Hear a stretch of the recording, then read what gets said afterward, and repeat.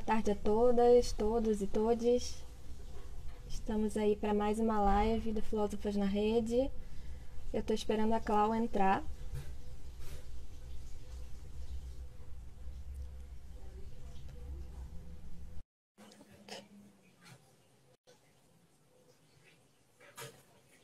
Foi. Olá, Oi, Clau. Tudo bom? Boa oi, tarde. tudo bem? Boa tarde. Então, estava comentando mais uma live aí do Filósofos na Rede, né? Na live de hoje, a nossa convidada é Claudiele Pavão, doutorando em História, certo? Isso. E o tema da live é prática docente e Bell Hooks, né? Então, eu queria primeiro agradecer por você ter aceitado o nosso convite, Claudiele, para estar aqui hoje conversando com a gente sobre o seu trabalho e sobre essa autora incrível, né? Essa pensadora que tem tanto a dizer aí para a gente nesse momento e para a educação. Então, eu queria começar, como a gente costuma sempre começar por aqui, pedindo para você se apresentar, falar um pouco da sua trajetória, contar aí para a gente quem é você. Ah, maravilha. Bom, eu sou historiadora, né? Sou formada em História, sou professora, da rede pública do município do Rio. Atualmente eu atuo na Escola Paulo Freire, né? E eu estou atuando agora numa gerência de formação continuada de equipes gestoras, porque eu também já estive como coordenadora pedagógica. Enfim, minha trajetória ela inicia em 2006, né, na Universidade Rural de Nova Iguaçu, né, que era um ambiente extremamente novo aqui para a Baixada Fluminense, né, que é um instituto multidisciplinar. No período a gente nem tinha campus, enfim. E a gente estudava numa escola municipal, né? E com o tempo, com uma demanda de lutas, enfim, a gente conseguiu que o campus fosse, enfim, finalizado e pudesse estudar lá. E de lá eu fui fazer um mestrado e agora estou no doutorado. É uma trajetória que muito marcada também por questões sobre negritude e gênero, porque ao longo da minha graduação eu não tive muito contato com textos teóricas feministas ou comprometidos com luta antirracista, e isso esse vazio, né, esse buraco, né, na minha formação, eu acho que, de certa maneira, foi suscitando uma série de questões sobre a minha presença dentro da universidade e o que eu poderia produzir que, de fato, fosse interessante para a minha realidade, para a comunidade acadêmica, quais olhares eu poderia ter ao longo das pesquisas que eu fui fazendo nesse período, desde a graduação, enfim. E aí aí eu comecei a produzir para pensar prostituição no Rio de Janeiro, na década de 70, muito focada em pensar nas mulheres negras, prostitutas, pobres, né? E isso foi me amarrando cada vez mais nessa questão da luta antirracista, da luta feminista. É, essa trajetória de pesquisa, ela também se amarra também com a minha vivência na educação pública. Em 2013, eu entrei para a Prefeitura do Rio, fui atuar numa escola, numa área conflagrada, depois fui atuar em outra escola em área conflagrada também, muito próximas. E eu acho que isso também, essas experiências todas foram fazendo com que eu tivesse um olhar diferenciado para poder observar as fontes, enfim. Eu acho que a trajetória a trajetória acadêmica em si não é ela somente que vai definir, né, as minhas angústias e para pensar antirracismo e feminismo, mas toda a minha vivência também na educação foi assim indispensável para isso, para poder levantar esses questionamentos. Eu acho que tem isso, né? Você tem que tem que se permitir que os questionamentos venham, porque muitas vezes eles vêm em forma de ofensa, eles vêm em forma de dor, e você vai pensando e repensando, se questionando com relação a isso, para poder trabalhar em outras questões. Enfim, acho que é mais ou menos essa é a trajetória para poder pensar assim, as escolhas que eu fui fazendo. Assim. Sim, e dentro dessas escolhas você colocou também que faz parte do coletivo Nádia Félix, né? É um coletivo Isso, de educadores. isso. Queria que você falasse um pouco mais do coletivo também. Maravilha, maravilha. Então, né, eu sou formada na Rural de Nova Iguaçu e esse coletivo é formado basicamente por, assim, todo mundo professor de história, tem uma pessoa que também é de educação, que é o Delis, mas todo mundo foi formado também na Rural de Nova Iguaçu e a gente não perdeu o contato. Eu acho que a vivência de luta por um campus, né, foi uma experiência que reforçou uma série de laços afetivos entre nós, e nós mantemos a relação até hoje. Por exemplo, eu saí da universidade, sei lá, acho que 2011, 2012, e eu continuo falando com todos eles, são todos meus amigos. Quando foi no ano de 2018, se eu não estou enganada, ou no início de 2019, a gente começou a pensar em se organizar, porque a gente já tinha um grupo de WhatsApp, que é aquilo, né? O grupo de WhatsApp de quem estudou junto e tudo mais. E a gente sempre colocava a questão da educação, porque tinha um que estava numa rede, né? Tem gente da rede de Caxias, tem gente do município, como é o meu caso,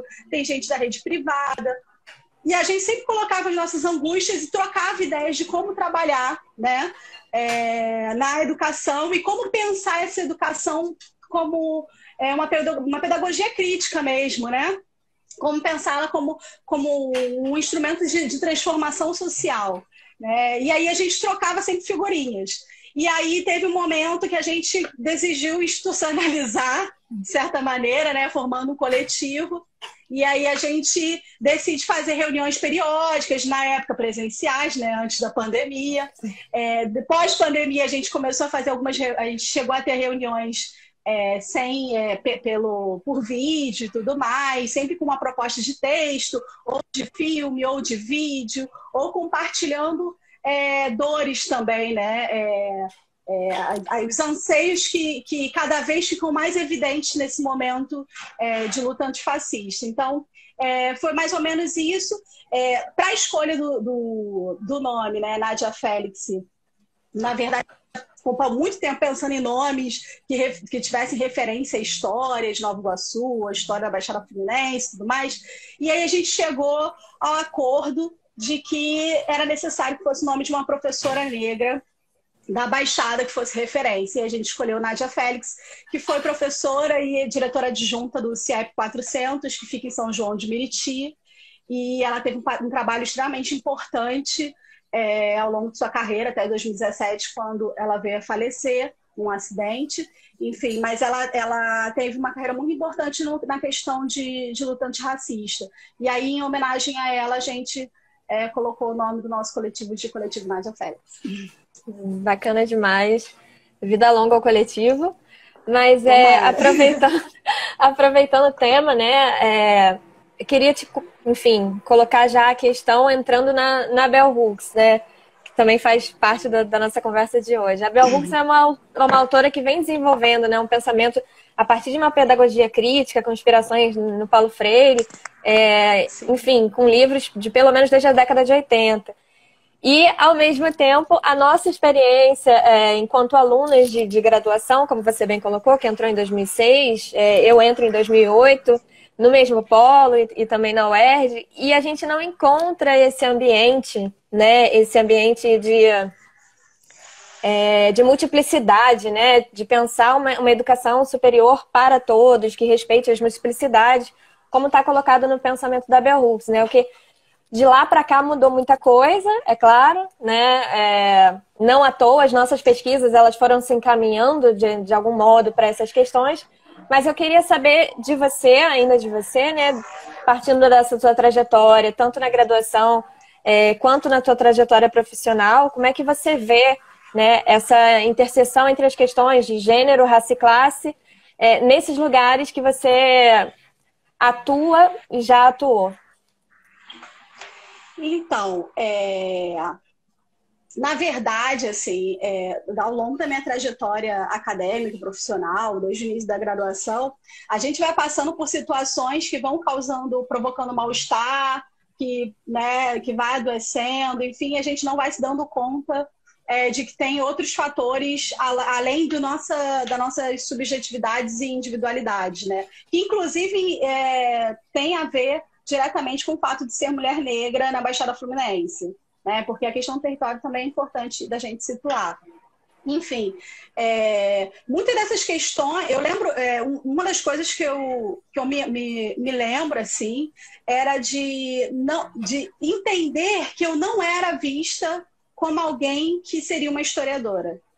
Né? Esse nome, historiadora, ele demorou muito para cair a ficha, inclusive eu acho que só caiu a ficha mesmo depois que eu entrei no doutorado, porque, né, mas só que a gente sai da graduação sendo historiador, né? Principalmente se você se dedica à pesquisa.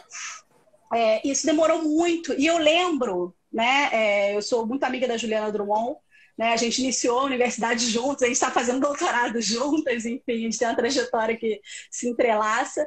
E eu lembro da gente sempre comentar que a maioria do corpo docente, né, da universidade, na rural do Instituto Multidisciplinar, era de homens brancos, né? A maioria. E quando entrou uma professora, a gente falou assim, caraca, a gente não tem nada a ver com ela, né? Pô, será que a gente vai conseguir ser historiadora? É uma questão que eu acho que acontece muito. Eu tinha meus 20 e pouquinhos anos, enfim. E a gente ria e falava assim, caraca, a gente não tem nada a ver. O jeito da gente falar, o jeito da gente se colocar, da gente se vestir, né? Da onde a gente veio, para onde a gente pensava que iria. Tudo isso tinha a ver com a representação. Né? E só que naquele momento a gente não tinha, eu acho que faltava ainda bagagem, assim, eu digo por mim, né? Me faltava bagagem para entender que éramos poucas pessoas negras ali, né? Apesar de ser uma universidade como é na Baixada Fluminense, que atende um público que é trabalhador, enfim, né? Que tinha uma série de questões com relação a isso. Mas eu me lembro muito bem disso, assim, do incômodo que isso me provocava. E do quanto que as disciplinas, né, que eram ministradas, elas me incomodavam porque pareciam muito distantes da minha realidade. Não digo na questão temporal, por conta de ser história, enfim, não é sobre isso. É sobre você se enxergar, você se ver, né, naquilo que é apresentado, nas teorias que são colocadas, você sente pouca aproximação com aquilo. E eu acho que tinha certo esforço, né? Aliás, bastante esforço de uma série de professores negros, mas que eram uma minoria, né? Imagina, né? Na minha grade, em alguns semestres tinha um professor que, no caso, era o Álvaro Nascimento, que era professor negro da equipe de História. Então, né, ele tinha muito pouco alcance em vista de todo um grupo muito maior de homens brancos que estavam ocupando aquele espaço de intelectuais, né, porque a gente enxergava desta forma. E esses incômodos, eles passaram por toda a graduação e eles se refletiram muito no processo de admissão no mestrado, né? Eu entendia que, assim, eu queria muito, mas eu entendia que não era para mim. Só que, como eu comecei a ser orientada pelo Álvaro Nascimento, que era o professor negro, né, que é o professor negro da Rural, e quando eu fui orientada por ele, na época eu conhecia Giovana Xavier, na época era a esposa dele. E aí, quando eu conheci a Giovana Xavier e ela foi me apresentando para outras pessoas, né, negras e formadas e, né, se tornando doutoras, eu falei assim, ué, calma aí. Então, de repente, olha, pode ser para mim, né? Vou colar com essa galera. Porque, assim, você começa assim, cara, tem uma galera e elas estão juntas e eu quero me juntar com essas pessoas, eu quero produzir como essas pessoas, eu quero me inspirar nessas pessoas. E isso foi, assim, eu acho que é o momento de virada da minha vida, né? De olhar para mim enquanto mulher negra e potente, porque assim, até aquele momento eu não estava entendendo muito bem o que estava acontecendo. E isso foi no processo de começar a olhar fontes para pesquisa sobre prostituição no Rio de Janeiro, né? Meu processo também de entrada na Prefeitura do Rio, né, em 2013. Então, tudo isso todas essas situações foram situações que começaram a me situar enquanto mulher, enquanto negra, enquanto moradora da Baixada Fluminense, começaram também a me levantar questões com relação ao meu próprio colorismo. Todas essas experiências, elas foram extremamente importantes para isso, né? E E em 2014, se eu não estou enganada, eu entrei num grupo chamado Degenera, da UERJ, né, um grupo de pesquisa que fala sobre desconstrução de gênero, excelente, assim, coordenado pela Amanda Matos, que é psicóloga, doutora psicóloga. E ela, amiga da Giovana Xavier, a Giovana que me leva para lá, e eu lembro que naquele momento que eu conheci Bell Hooks, porque a Giovana, no elevador da UERJ, ela falou assim, Clau, tem um livro que eu acho que vai ser, assim, você precisa muito ler. Você vai amar. Pô, é Ensinando a Transgredir, da Bell Hooks. Tenta ler esse livro. Cara, eu lembro que eu saí, assim, eu fui numa livraria, comprei o livro e me apaixonei, assim, porque muitas das coisas, das questões que a Bell Hooks colocava sobre educação, paixão, né, sobre pedagogia crítica, tudo isso tinha muito a ver com os... traziam muitas respostas para as minhas questões, né? Ou levantavam outras questões extremamente importantes para eu me repensar enquanto educadora, enquanto professora. E aí, a partir disso, dessas relações todas, porque é isso, né? As relações afetivas e profissionais, elas vão se misturando e vão trazendo para nós e potencializando o que nós somos, né? Eu acho que tem muito a ver com isso também. Oi, pode falar. Bacana o modo como você colocou, porque vai muito na direção do que ela fala nesse livro, né? O Ensinando a Transgredir, que é a dificuldade, quando ela começa a escrever, né? Ela se colocando como uma mulher escritora, né? Já é um ato de resistência. E quando ela escreve sobre a educação, que é considerada até então um tema menor pelos acadêmicos, né? Então, assim, é uma dupla resistência. Quando a gente pensa... quando a gente fez a nossa graduação, eu acho que era muito rígido ainda, era muito duro o discurso, né? Não tinha muita troca mesmo, professor-aluno, coisa que hoje a gente tenta de algum modo subverter. Mas é claro, é também pensar que faz parte de uma formação acadêmica que não exigia, por exemplo, um curso de licenciatura, né? Então a gente tinha professores que entendiam que dar aula no ensino superior poderia ser sentar e ler um texto junto com o aluno, um texto datado de 1600 e tá tudo bem, e é isso, o aluno que entenda, né? E hoje não, a gente já entende que a educação ela depende dessa troca. O aluno não chega pronto, né? Não chega pronto, mas também não chega uma folha de papel em branco, né? Tem uma troca boa, e é essa troca que eu acho extremamente interessante, que está colocado em jogo nesse texto da Bell Hooks, né? De como aproveitar e de algum modo inspirar esse aluno, né, a buscar por ele mesmo, né, a interagir, a colocar suas questões, e é muito representativo do modo como a sua trajetória se desenvolveu, que vai muito nesse sentido, né, de ter se encontrado, de ter encontrado uma certa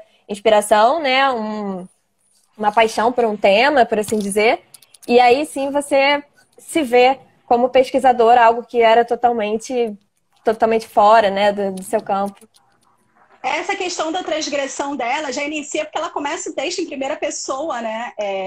E é algo que a gente tem uma dificuldade imensa de colocar por conta de ser todo moldado a partir da academia, né? A gente coloca muitas vezes no terceira pessoa do plural, né?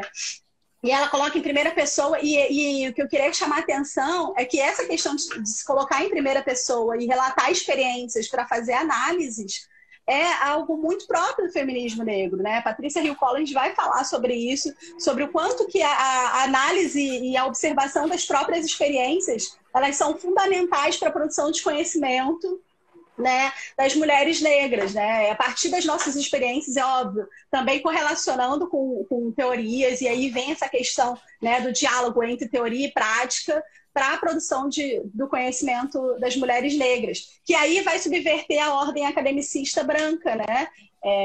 Ela vai colocar isso como, olha, não é só sobre produzir teorias, é sobre de que maneira essa teoria ela é possível de ser aplicada, e ela é possível de ser aplicada de maneira transformadora da sociedade, né? E isso que é o que chama mais atenção do trabalho da Bell Hooks, assim, e de várias outras feministas negras que têm se proposto a isso de maneira maravilhosa, assim, e tem ajudado muito a gente. E mais uma ressalva. Não é só sobre feministas negras estadunidenses, né? Nós temos Lélia Gonzalez, né? Temos várias outras produtoras de conhecimento negras, intelectuais, que já desde a década de 70, 80, já vem trabalhando e produzindo conhecimento nessa questão de debater o sexismo e debater o antirracismo de maneira entrelaçada, interseccionalizada. Sim, sim. Excelente, excelente colocação. Eu queria te perguntar, então, a partir disso, né, como é que você pensa que é possível, se é possível, pensando a partir do feminismo negro e da sua experiência, pensar a educação brasileira na atual conjuntura, né, com as práticas políticas que a gente tem, também no momento crítico que a gente vive, né, pensar em práticas docentes antirracistas, né, como é possível, e o que o feminismo negro tem a nos ensinar nesse sentido. Bom, tem um outro livro da Bell Hooks que ela vai trabalhar, o nome do livro é Teorias Feministas, no plural, Teorias Feministas da Bell Hooks, que ela vai fazer que tem uma série de artigos sobre questões relacionadas a feminismo, tanto branco quanto negro, e dentre eles sempre discutindo a questão de classe, né? Como ponto de discussão, né? De gatilho para as discussões.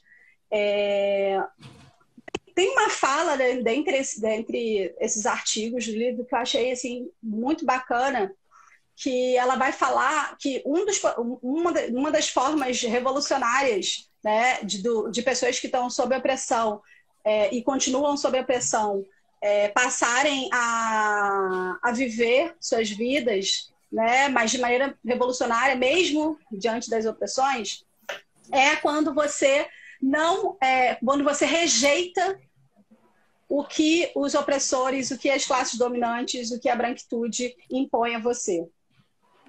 Né? Quando você descrê, quando você não acredita naquilo, quando você acredita que é possível potência e é possível transformação. Não a transformação imediata de hoje para amanhã, mas é possível que a transformação aconteça e que a gente não precisa aceitar o que é imposto para a gente. Eu achei isso muito bacana e muito desafiador também, né? Porque se passa todo um processo, né? Franz Fanon vai falar sobre o impacto do colonizador, da circunstância de ser colonizado, né? Na subjetividade do sujeito, né? O quanto que isso impacta e quanto que isso vai provocando feridas, o quanto que isso vai provocando dificuldades para a gente se enxergar enquanto pessoas negras, para a gente enxergar a condição a qual a gente está imposta e entender que isso é uma construção histórica e por ser construção histórica também é possível de ser superada.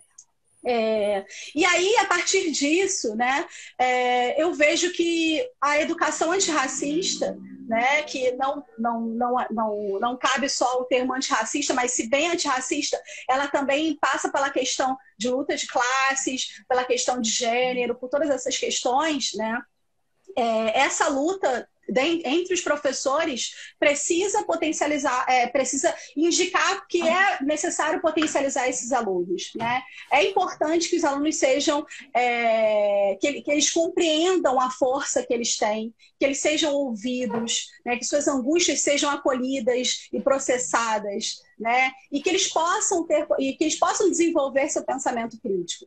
Nessa condição de pandemia, porque assim, né, eu estou falando isso até 3 meses atrás, mas nessa situação de pandemia que a gente não tem contato, né, para construir essas redes de afeto, muitas das vezes a gente utiliza vídeo ou plataformas para poder, né, passar material para os alunos, mas com certeza não é a mesma coisa. E mesmo assim, não garante que todos os estudantes consigam acessar isso, e que é importante ser colocado, né, uma série de estudantes e com certeza, majoritariamente negros, não conseguem acessar essas plataformas por conta da falta de internet. Eu fico pensando no quanto que a gente precisa transpassar essa condição a qual está imposta hoje, né? A gente não consegue, a gente não pode trabalhar por conta da disseminação do vírus.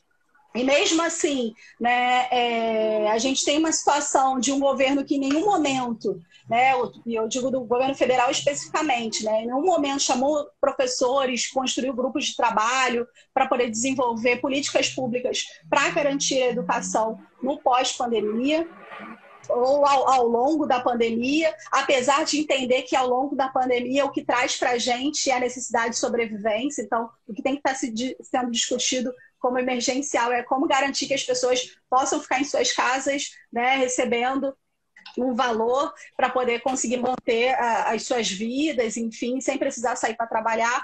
Mas o que os professores podem estar fazendo, eu acho que muitos colegas já têm feito, que é estar sempre divulgando as questões de classe, as questões de raça, as questões referentes ao machismo, ao sexismo, está sempre publicando isso, divulgando isso e falando entre os seus, né, entre seus familiares, para que seus familiares possam chegar a outras pessoas. Eu acho que a partir da oralidade, né, que pode ser por meio da internet ou, né, às vezes você acaba trocando, você tem contato com seus familiares, enfim, por meio dessas trocas, né, de conversas, é importante estar sempre colocando isso como pauta, né? Se a gente quer uma sociedade que seja transformada, né, que saia dessa condição terrível em que o capitalismo se apresenta agora de maneira extremamente esgarçada, uma malha extremamente esgarçada, né, que vem prejudicando muita gente, eu acho que tem que ser pautado, tem que ser colocado, tem que ser divulgado, tem que ser compartilhado, né, em todos os meios que forem possíveis, mas sempre se protegendo, enfim, da questão da contaminação, justamente porque não adianta a gente conseguir divulgar isso e depois estarmos mortos, né? Então é preciso garantir a vida.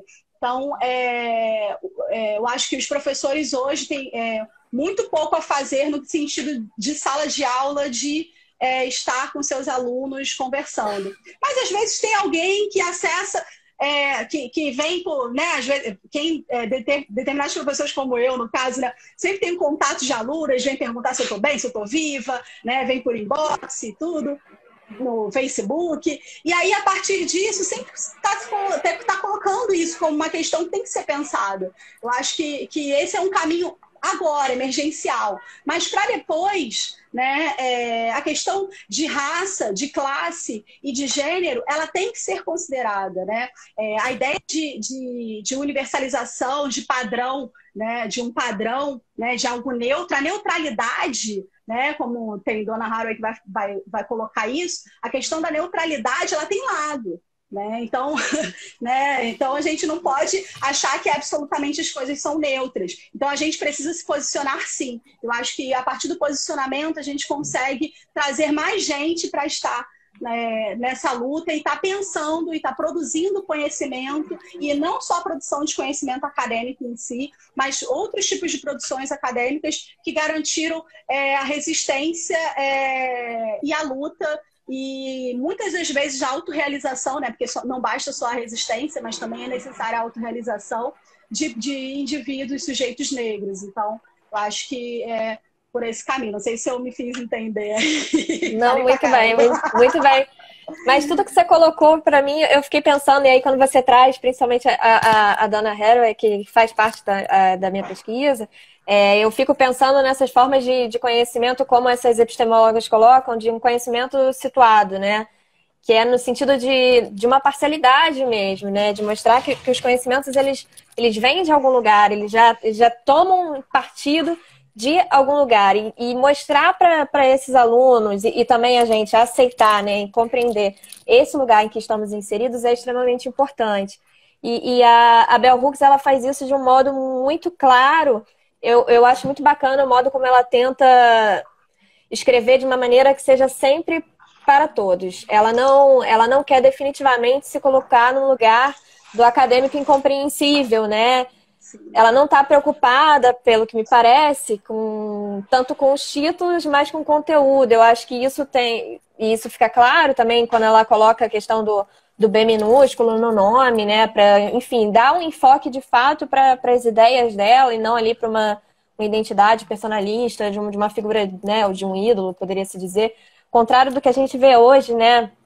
nesse governo que apoia aí tantas manifestações, enfim, de pessoas que se autodenominam doutores e por aí vai, e, no entanto, o conhecimento fica sempre sendo atacado como um inimigo, né, a ser atacado, a ser, enfim, excluído, e a ciência, ela sofre muito com isso. Então, o que a gente faz aqui, eu acho que vai muito no caminho do que a Bell Hooks está propondo. E aí, eu acho que junta com uma pergunta da Karina Blackwood, que é daqui do Filósofas na Rede também, que ela pede para você comentar um pouco sobre o relato da Bell Hooks sobre as escolas com separação racial, que ela coloca no início do Ensinando a Transgredir. Se você falasse um pouco dessa experiência dela. Tem esse relato dela que eu acho que é fantástico, que vai mostrando o quanto que ela pode crescer num espaço, de certa maneira, protegido do racismo, né, na escola, porque ela podia mostrar sua potência e garantir sua autoconfiança. Eu acho que isso é muito, muito bacana.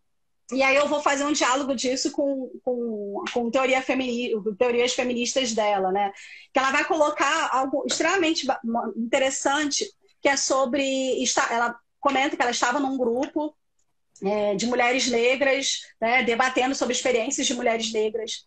E em certo momento, né, todas colocando situações sempre de opressão, de tristeza, né? E em certo momento ela tenta colocar a condição dela de quem crescer numa escola, né, que era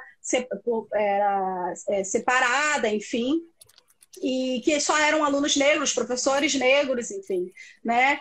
E que isso ela via, a partir do olhar dela, como algo extremamente importante para a formação da confiança dela, né? E o quanto que isso foi extremamente incômodo naquela reunião de mulheres negras que estavam botando suas dores. E aí ela vai colocar do quanto que a gente, muitas das vezes, nesses grupos, a gente não admite que as pessoas tenham outro lugar a não ser o lugar da vítima, né? O lugar sempre do oprimido. E eu acho essa reflexão dela fantástica para poder pensar o quanto que nós podemos enxergar potências e alegrias e das vivências dos sujeitos, né, que vivem sob condição de opressão. Né? Esse relato dela, inclusive, acredito que seja justamente para isso, para pontuar, olha, eu não tive uma infância extremamente sofrida e, enfim, né, que me fez ser uma pessoa triste, e por isso eu me envolvi no ativismo. Né? Eu acho que essa colocação dela é justamente para poder trazer que as mulheres negras têm vivências extremamente diversas, né? Nós somos diferentes, né? Apesar de vivermos o racismo, porque isso não tem como fugir, porque está marcado na nossa pele, nos nossos rostos, nos nossos... enfim, está marcado na gente e não tem como a gente sair dessa... É o corpo negro, né? Não tem como fugir da questão do racismo. A experiência do racismo ela vai acontecer, principalmente em lugares onde houve diáspora. Mas quando ela coloca isso, né, dessa experiência dessas crianças, eu acho que também é um gancho para a gente pensar que sala de aula, que escola a gente está preparando, que a gente está fazendo parte para a formação de crianças e jovens e adolescentes. Né? É um lugar que é punitivista, né? É um lugar que o tempo inteiro repressor, é um lugar que vai o tempo inteiro incentivar a disputa, né? Que vai colocar a questão da meritocracia, ou é um lugar que vai possibilitar que as curiosidades, que a criatividade, um lugar seguro, que a criança, o jovem, o adolescente se sinta bem para poder aprender a questionar a sua realidade, né, em volta e se sentir seguro para colocar suas questões. Eu acho que é sobre isso, né? Sobre esse lugar, esse espaço, a escola, a educação como um espaço seguro para garantir que esse indivíduo, esse sujeito, ele se desenvolva e aprenda a criticar, a se avaliar também, mas sem trazer a questão da dor, do sofrimento, que é uma imposição muito forte, né, nas escolas. As escolas reproduzem muito isso, né, a necessidade da nota, a necessidade de passar, senão você vai ficar reprovado. A gente inspira as crianças a estudarem a partir do medo, né? E não é a partir disso. Aprender tem que ser prazeroso, né? E aí ela chama atenção para a responsabilidade do professor e da professora, né? Você está trabalhando, colocando o Eros em prática. Tem um texto dela que vai falar sobre o Eros na pedagogia, né? Sobre a paixão. Você está colocando a paixão em prática na sala de aula? E aí a gente também pode voltar para poder se questionar que o quanto que a gente tem sofrido para viver enquanto docente, enquanto professor, o tanto de ameaça que a gente sofre, o tanto de cortes de salário, a ausência de perspectiva de uma vida que garanta o mínimo de recursos, né? Se estuda, a ideia que é esse que é o argumento que a gente coloca, né? A gente estudou, a gente conseguiu, passou no concurso público e aí, pum, não, vocês não vão receber 13º, né? As garantias dos direitos dos trabalhadores não são garantidas, na verdade. Enfim, a gente está sempre sob ameaça. Mas aí é que eu penso que é o plot twist que o pessoal fala. Aí que eu penso que é o que a gente tem que trazer de diferente, né? Para garantir a transformação social, é necessário uma responsabilidade ativista em frente à educação, né? E aí, se eu chego colocando essa questão da paixão, né, da afetividade, né, de trazer a sala de aula como um espaço seguro para poder responder e questionar, né, para poder trazer para poder despertar uma certa angústia mesmo nos estudantes de, poxa, mas como que eu vou fazer isso? Como que eu vou desenvolver isso? Não, você pode fazer, né? E essas trocas, né, que vão acontecendo entre estudantes e professores, e a partir do próprio cuidado, né? Você vai ter um cuidado de estabelecer uma relação de segurança com esses alunos e alunas, né? E é a partir disso que a gente garante que eles, mais para frente, vão se desenvolver criticamente, né? Vão ter acesso, né?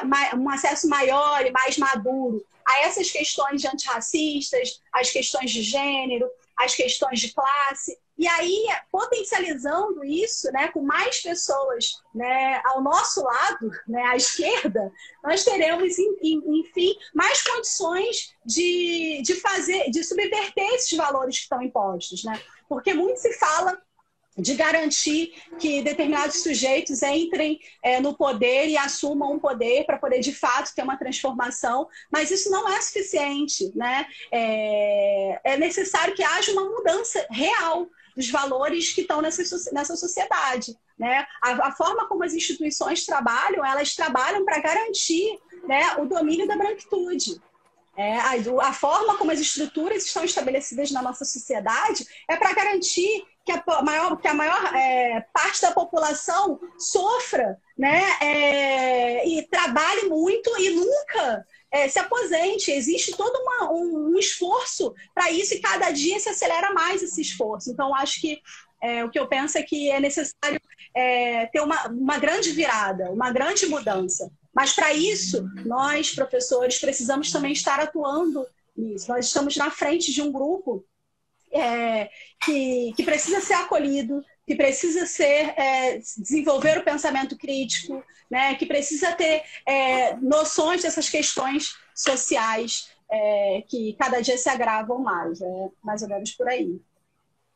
Sim, sim. E essa questão que ela traz, quando ela fala dessa experiência, né? Logo depois ela fala lá na frente da experiência da universidade, que ela descobre o professor que ela não gostaria. Oi, voltou? Ventou na vírgula. Ou é isso? Tá ventando bem, tá ventando bem. Tá ventando bem. Vamos torcer para segurar aqui. Mas eu estava falando que ela traz a experiência da sala de aula, primeiro, do ensino básico, né? Mesmo com a segregação racial e depois sem a segregação racial, ela coloca as duas referências dela, sempre muito elogiosa aos professores do ensino básico, apesar das condições, né, que se colocaram nessa nova escola não segregada. mas ao mesmo tempo lá na frente, quando ela vai citar os professores do ensino superior, ela fala dessa falta de paixão, né? E aí que ela coloca que ela descobriu ali a professora que ela não gostaria de ser, né? Porque justamente na universidade que ela vai se encontrar com esse lugar do não, a ciência é neutra, a ciência é o lugar da terceira pessoa no plural, você não pode, não é você o dono eu ainda ouço muito isso, né? Eu tive sorte de ter um professor orientador que me falasse, não acredita nessa, de que só lá no doutorado você vai escrever algo seu. Você já está escrevendo algo seu. Mas o que geralmente a gente escuta é, não, monografia você vai referenciar, você vai citar, você só vai mostrar que você entendeu um problema, né? O texto é praticamente, sei lá, um corpo estranho, né? Um objeto construído mesmo ali, né? Ciência moderna total. E aí, quando a gente pega um texto desse, né, e a gente, enquanto professora, que está pensando, sobretudo, a relação entre seres humanos, o que me incomodava muito lendo Bell Hooks com os alunos da pedagogia, né, que foi quando eu trabalhei Bell Hooks em sala de aula, e já tinha, como a UERJ, né, ela tem essa característica de agregar uma multiplicidade de pessoas incríveis, é bem localizada pra caramba, fácil acesso, tem a política de cotas, e pedagogia também já é um curso que atrai, né, uma diversidade maravilhosa. E essas turmas já tinham pessoas ali que trabalhavam, já estavam em sala de aula, né? Elas já estavam na correria de lidar com turmas com bastante alunos de uma baixa remuneração, e chegar na sala de aula, elas falavam para mim, professora, a teoria é linda, mas como é que a gente faz isso na prática? É um pouco do que você estava falando, né? Como compensar, né? Ser uma das profissões assim menos valorizadas no país e, ao mesmo tempo, manter esse espírito crítico e revolucionário, que é o que está, né, explícito na obra da Bell Hooks, mas também de um Paulo Freire, né? Que clama a gente para uma ação direta no campo da educação. Como manter esse espírito, mesmo nessa política que a gente tem, econômica, que, enfim, coloca a educação no último plano. Como é que a gente faz, né?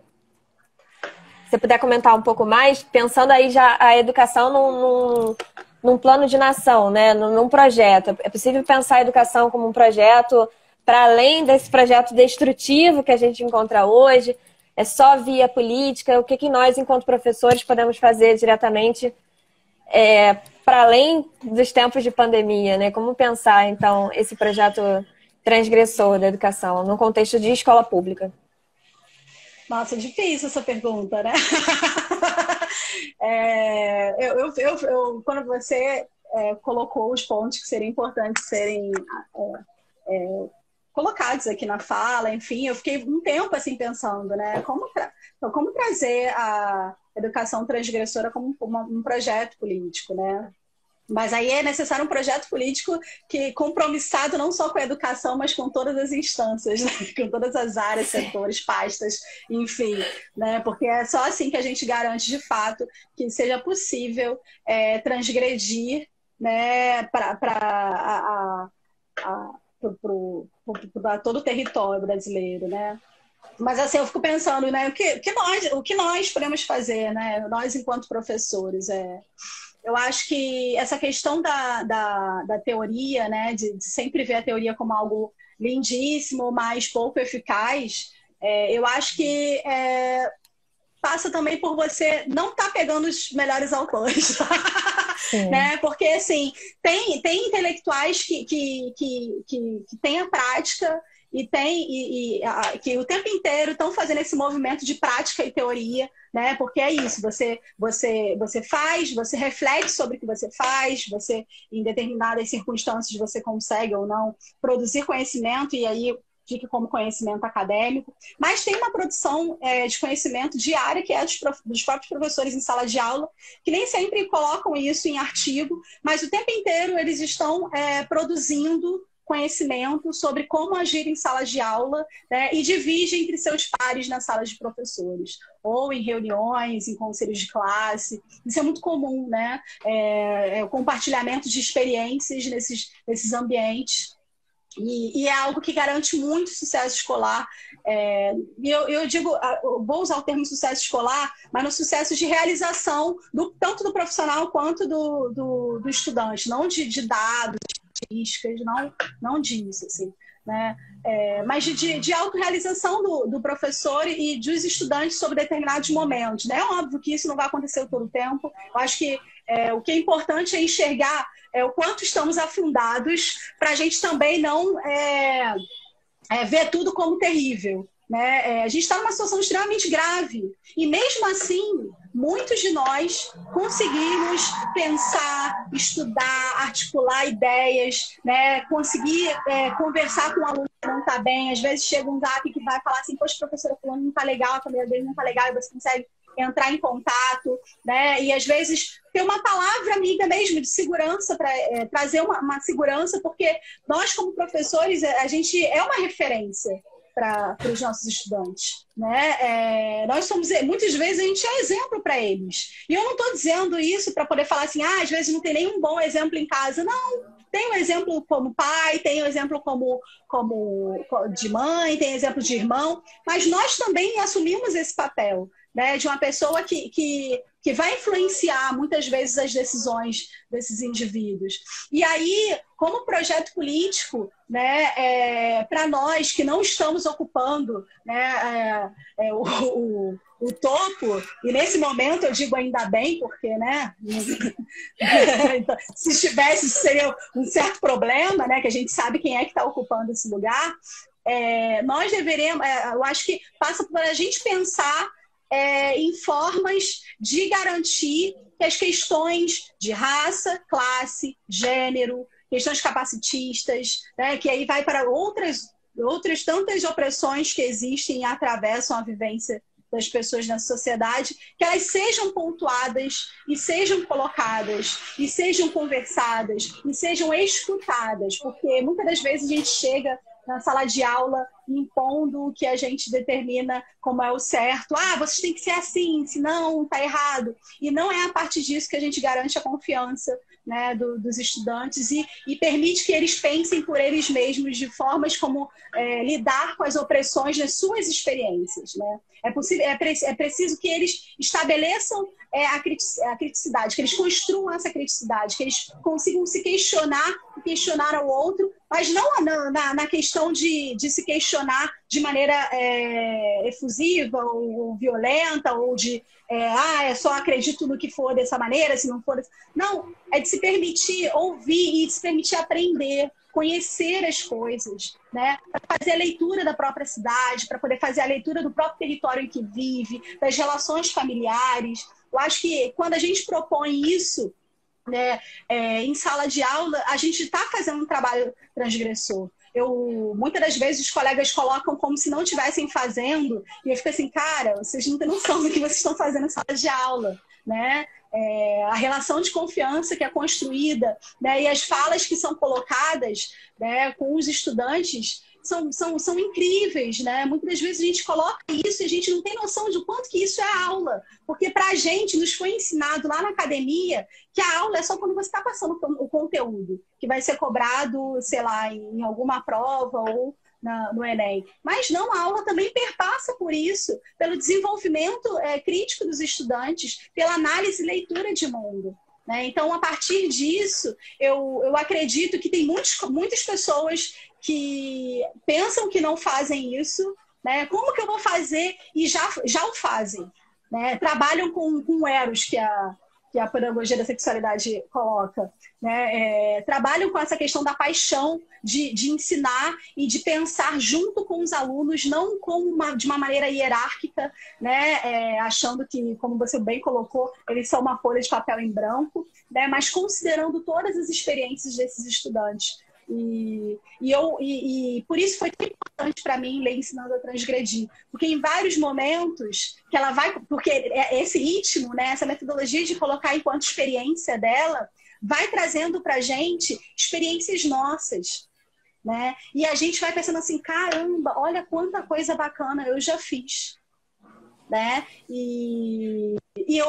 Nossa, eu fiz de outro jeito, mas ela agora pontuou isso, de repente, se eu incluir essa questão, se eu fizer de outra maneira, se eu entrar na sala de aula de outra forma, isso vai responder de outra maneira. Eu acho que é isso, assim, né? Provocar reflexão das nossas ações em sala de aula. Tudo que a gente faz é necessário estar dialogando com teoria e prática. E nem sempre a teoria em si, o conhecimento, o conhecimento em si é necessariamente acadêmico e aprovado pela academia, né? Muitos dos conhecimentos que a gente tem, né? Tem gente que tem o conhecimento de terreiro, tem o conhecimento do samba, tem vários outros espaços de produção de conhecimento que também educam, né? Então, a gente pode também estar dialogando com esses outros espaços para pensar outras formas de educar.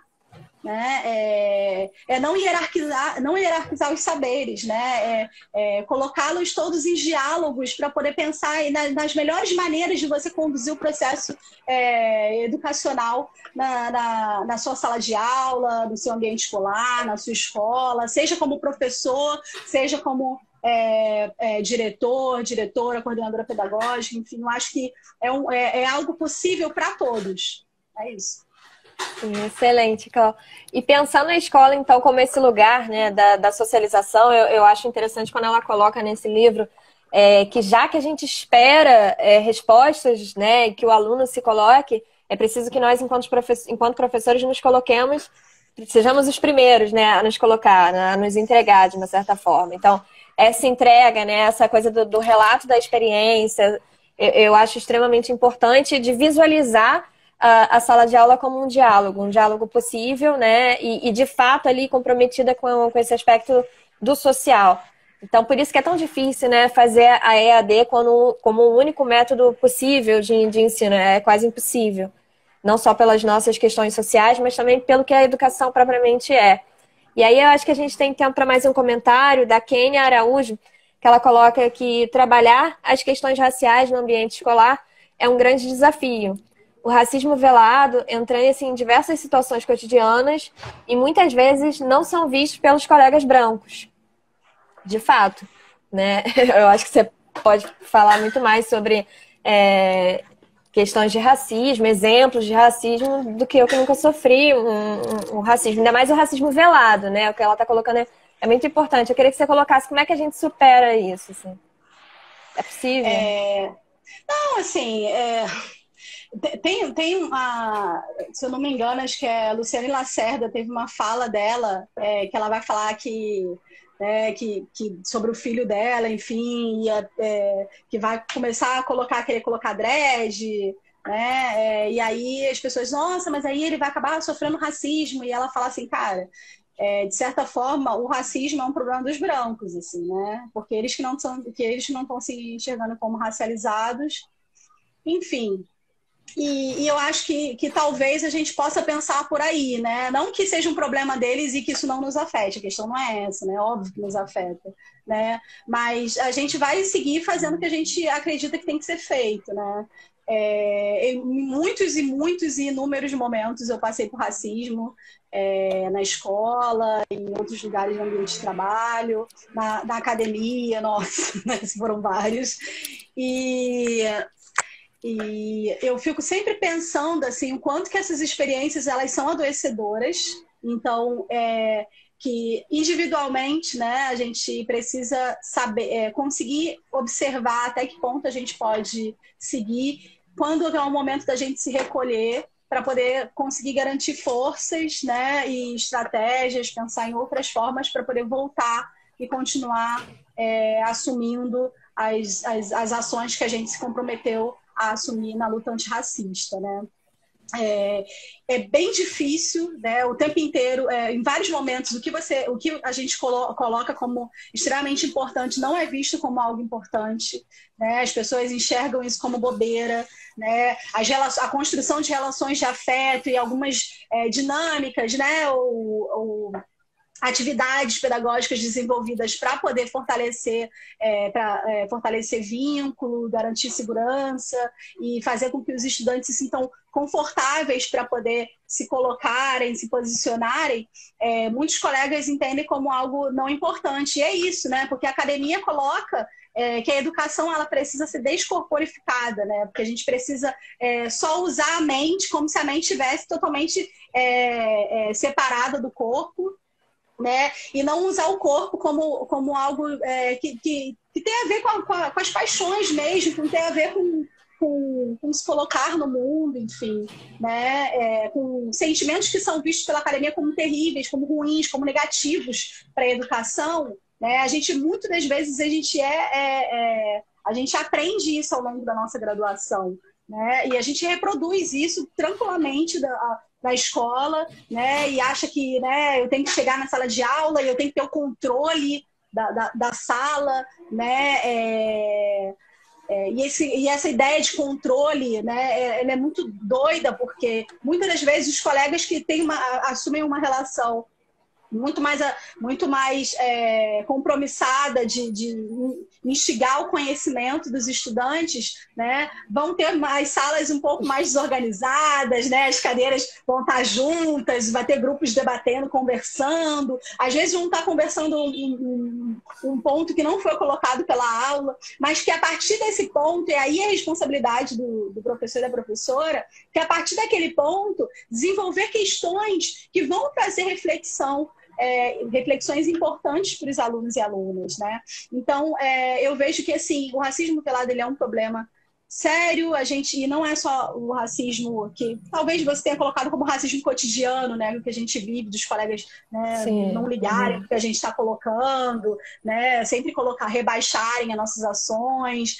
Se vai falar de negro tem que ser só no dia 13 de maio ou no dia 20 de novembro. Né? Tem muito disso, que também passa por uma estrutura racista, né? Um racismo estrutural, mas que é preciso a gente saber também até onde dá para ir, e às vezes o momento que é preciso recolher e não achar que está tudo perdido por conta disso, né? Não se cobrar absurdamente, porque se tem um problema terrível provocado pelo racismo, pelo capitalismo, é a autocobrança excessiva de produção, de estar fazendo, de apresentação de trabalho.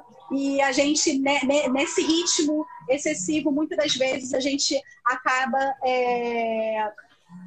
caindo doente.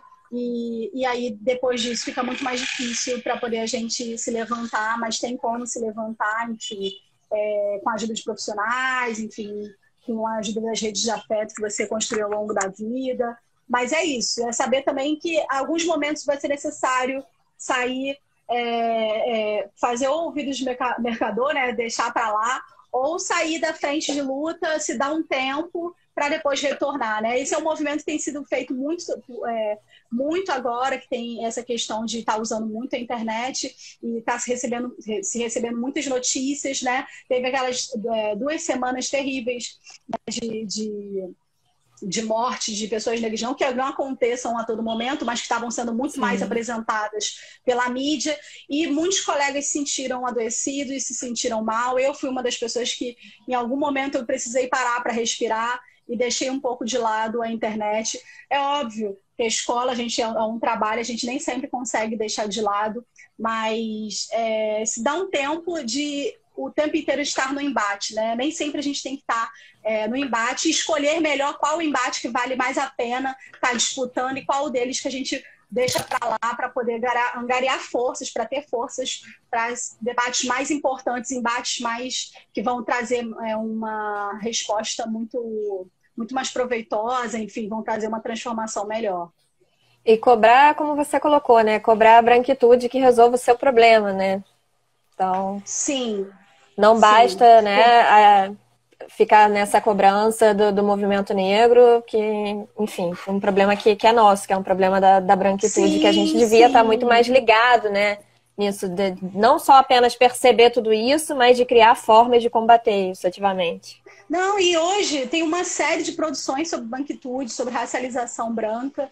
Eu acho que é extremamente interessante pessoas brancas que querem se comprometer na luta antirracista se racializarem, né?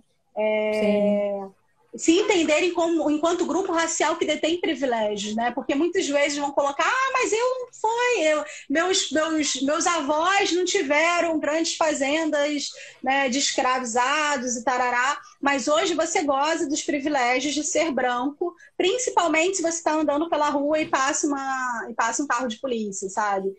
Ou quando você vai numa entrevista de emprego. Então, enfim, existe o racismo estrutural e que ele vai determinar que corpos brancos eles estão à frente dos corpos negros. Então, eu acho que é conseguir pensar por aí. E não só pensar, né? Tem a teoria e tem a prática. Dialogar a teoria com a prática para poder assumir as ações também antirracistas. Clau, vai fechar. Vai fechar em 8 segundos. Eu vou abrir de novo para você se despedir.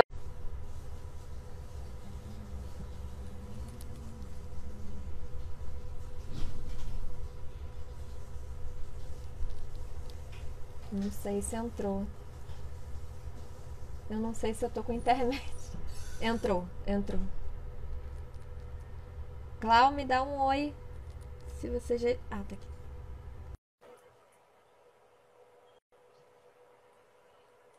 Gente, eu falo muito, desculpa. Eu tava super Nada, nervosa foi antes, ótimo. mas eu acabo falando absurdamente. Falou super bem, adorei o nosso papo, foi incrível. Ai, que maravilha.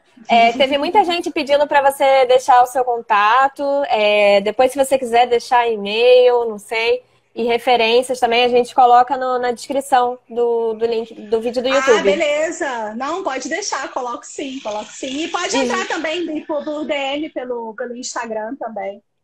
Tá ótimo. E, gente, a gente sempre deixa gravado. Acontece que, às vezes, o Instagram buga a gente de um jeito e some com o vídeo. Mas, se tudo der certo, tá gravado. Vai dar tá? certo. Então, eu queria queria te agradecer mais uma vez por ter aceitado o convite. Foi lindo, incrível te ouvir. Uma pesquisadora, uma historiadora maravilhosa. Que bom que você forçou a sua entrada nesse lugar que é a academia, que esse lugar é seu. E eu queria que você colocasse, então, suas considerações finais.